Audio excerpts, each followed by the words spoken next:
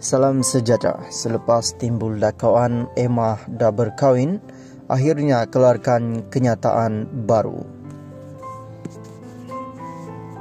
Artikel Rotikaya mengatakan, Emma Maembong nafi dah kahwin dengan DJ KD.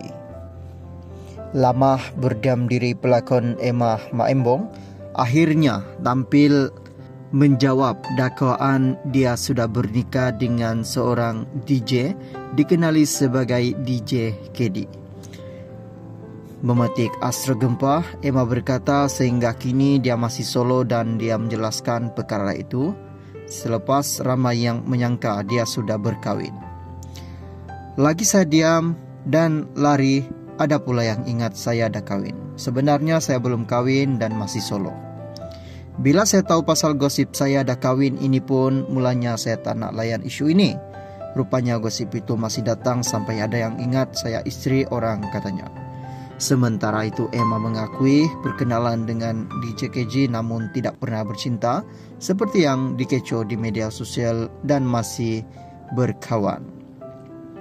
Kami cuma berkawan dan tidak bercinta. Dia membantu pribadi kepada kenalan saya di set penggambaran. Saya bukan kenal dia sebagai DJ katanya.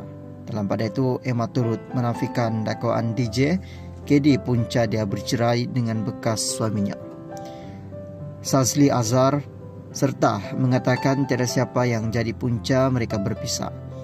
Tiada siapa punca saya bercerai.